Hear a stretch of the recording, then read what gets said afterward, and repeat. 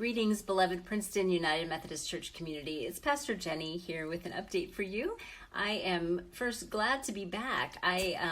Bobby and Elliot and I had a lovely vacation. We went to Sequoia and Kings Canyon National Parks out in California and spent some time driving along the Pacific Coast Highway, and it was just beautiful, and it was lovely to have some time away and disconnected. There was very little internet or cell service where we were, and that was kind of nice, I have to say. So I hope that you are finding ways to relax, to recreate, to recreate, to be renewed this summer.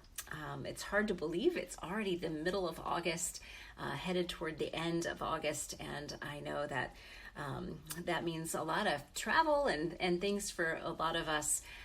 So I do pray that it is all beautiful and blessed and good and healthy. I know that lots of people are reporting COVID cases these days as well. So I pray that that stays away from you. So scripture today is from Luke chapter 13, verse 12. When Jesus saw her, he called her over and said, "Woman, you are set free from your ailment." This is the word of life. Thanks be to God. I know that most of us are not bent over with ailments, but we may be full of ailments, both in body, mind, spirit, heart, any number of ways we can find that we are full of ailments. I love this passage, this story about Jesus setting this woman free. I love the idea of being set free from that which ails us, from that which binds us, bends us over. Maybe it is something, a physical disease that we are dealing with, but maybe it is something else that is bending us over, weighing us down, keeping us off of our center, keeping us from being whole and free.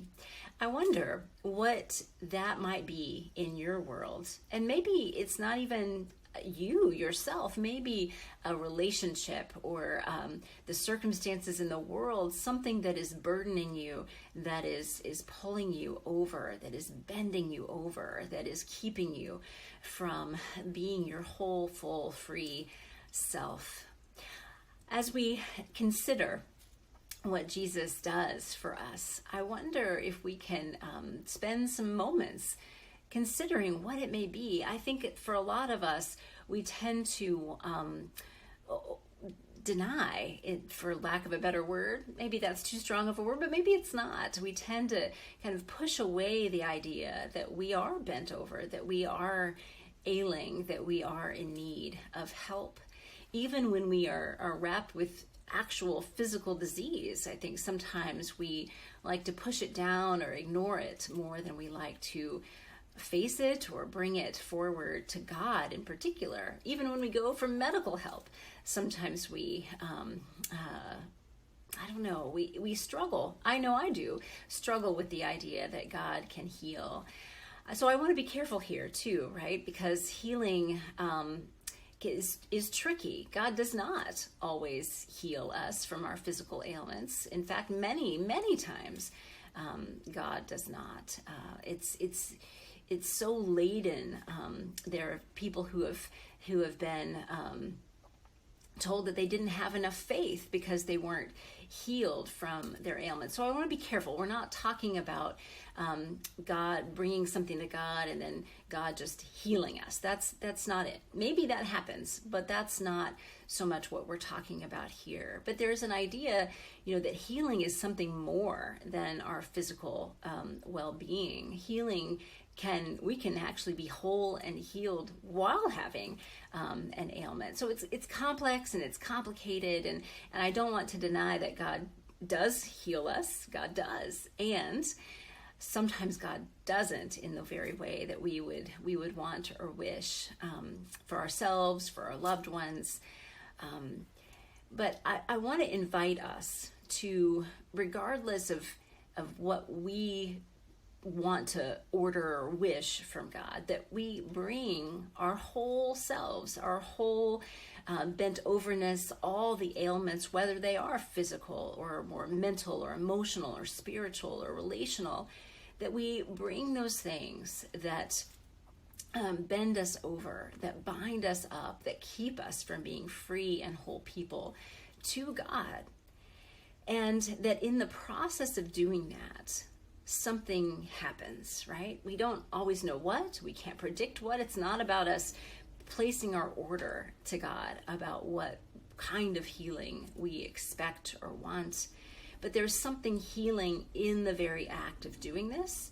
And there's something healing in the act of inviting God in, bringing ourselves to God's feet. As this woman comes before Jesus, we are seen, we are known, these things about us, which can be very vulnerable for us, which I imagine for this woman, her ailment was a source of poverty, was a source of humiliation, was a source of all sorts of societal barriers for her. So it's not just her ailment that was healed. There were other things that were healed too. We'll talk on Sunday more about the resistance that came to that healing that she experienced.